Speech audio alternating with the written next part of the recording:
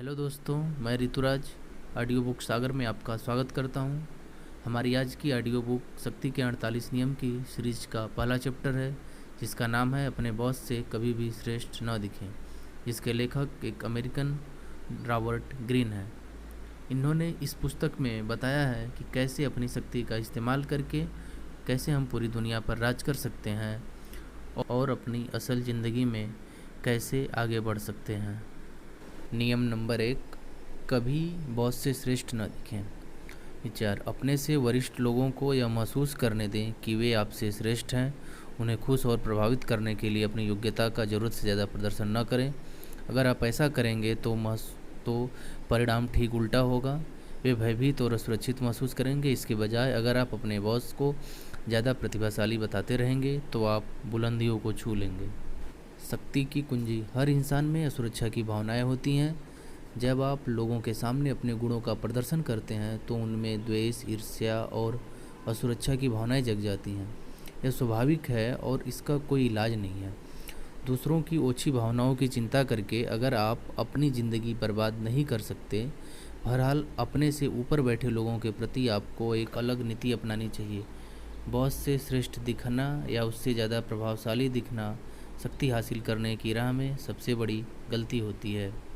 यह सोचने की मूर्खता न करें कि दुनिया लुई 14वें और मेडिसी युग के बाद बहुत बदल चुकी है। ऊंचे पद पर बैठे लोगों, राजाओं और रानियों की तरह होते हैं। वे अपने पद पर लंबे समय तक बने रहना चाहते हैं और सुरक्षित महसूस करना चाहते हैं। आप भूल से भी इस आम धारणा पर न चलें कि प्रतिभा और गुणों का प्रदर्शन करके आप बॉस की सद्भावना हासिल कर लेंगे। हो सकता है कि बॉस ऊपर से आपकी प्रशंसा करने का नाटक करे, लेकिन मौका मिलते ही वह आपको आपकी जगह पर किसी कम बुद्धिमान, कम आकर्षक और कम खतरनाक लगने वाले व्यक्ति को नियुक्त कर दे। आपको यह जान लेना चाहिए कि इस नियम के दो पहलू हैं। पहली बात, हो सकता है कि आप कोशिश किए बिना ही बॉस से श्रेष्ठ या बुद्धिमान दिखते हों। बहरहाल, कुछ बॉस दूसरों से ज़्यादा असुरक्षित महसूस करते हैं। हो सकता है कि आप अपने आकर्षण और गुणों की बदौलत आप बिना कुछ किए उनसे ज़्यादा प्रतिभाशाली दिखते हों। अगर आप अपने आकर्षण को कम करना चाहें तो भी कम से कम आपको कम आत्म प्रदर्शन के इस दैत्य से बचना चाहिए।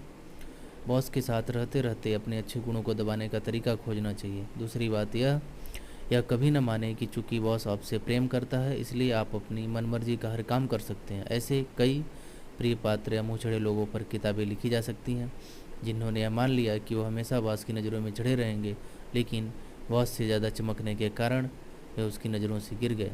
अपने बॉस से श्रेष्ठ दिखने के खतरे को जानने के बाद आप इस नियम से लाभ उठा सकते हैं। सबसे पहले तो आपको अपने मालिक की चापलूसी करनी चाहिए, उसे चिन्हाड़ पर चढ़ाना चाहिए।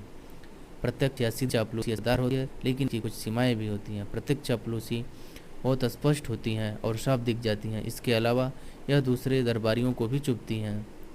इसके बजाय प्रत्यक्ष या अप्रत्यक्ष छिपा कर की गई चापलूसी बहुत शक्तिशाली होती है। उदाहरण के लिए, अगर आप अपने बॉस से ज़्यादा बुद्धिमान है तो इसके विपरीत प्रदर्शन न करें। उसे अपने से ज़्यादा बुद्धिमान नजर आने दें। मूर्खता का अभिनय करें। ऐसा दिखावा करें जैसे आपको उसकी विशेषज्ञतापूर्ण सलाह की ज़रूरत है। ऐसे हानिरहित गलतियाँ करें जिनसे आपको आगे चलकर नुकसान न पहुँचे, लेकिन जिसके कारण आपको बॉस की मदद मांगने का अवसर मिल जाए। हर बॉस को अपने ज्ञान का प्रदर्शन करना अच्छा लगता है। अगर आप अपने बॉस के अनुभव खजाने से सलाह नहीं मांगेंगे तो वह आपके प्रति आक्रोश और दुर्भावना रख सकता है। अगर आपके विचार अपने बॉस के विचारों से ज़्यादा रचनात्मक हैं तो सबके सामने उनका श्रेय उसे ही दें। उस सबको यह स्पष्ट बता दें कि आपकी सलाह दरअसल बॉस की सलाह की प्रतिध्वनि मात्र है। अगर आप अपने बॉस से ज़्यादा सामाजिक और उदार हैं तो आपको सावधान रहना चाहिए। इस बात का ध्यान रखें कि आपका बॉस सूर्य है और आप उसकी चमक रोकने वाले बादल बनने का कोशिश न करें। सबके सामने हमेशा बॉस को सूर्य साबित करें, जिसके चारों तरफ हर व्यक्ति ग्रहों की तरह चक्कर लगाता है। इन सभी मामलों में अपने गुणों को छिपाना कमजोरी नहीं है, क्योंकि इसके परिणाम स्वरूप आपको शक्ति हासिल होती है। जब आप बॉस को अपने से ज़्यादा चमकने देते हैं तो बागडोर आपके हाथ में होता है, आप उसकी सुरक्षा के शिकार नहीं बनते हैं। यह उस दिन काम आएगा जब आप निचले पद से ऊपर उठने की कोशिश करेंगे। अगर आप बॉस को खुद से ज़्यादा चमकने देंगे तो वह आपको ईश्वर का दिया वरदान मानेगा और तत्काल आपकी तरक्की कर देगा। आसमान में सितारे। एक समय में सिर्फ एक ही सूर्य रह सकता है। कभी भी सूरज की रोशनी में बाधा न डालें, उसकी चमक से मुकाबला न करें। इसके बजाय आसमान में खुद को धुंधला बनाकर और सूर्य की रोशनी को अधिकतम बनाने के तरीके खोजें। अपने मालिक से ज़्यादा तेज़ी से चमकने से बचें।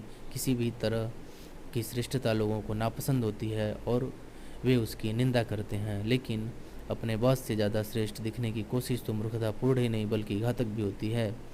आसमान के सितारे हमें यही सबक सिखाते हैं। हो सकता है वो सूर्य जितने चमकदार हों, लेकिन सूर्य के चमकते समय वे नज़र नहीं आते हैं। इसी प्रकार हमें बॉस के सामने अपना बिहेवियर करना चाहिए।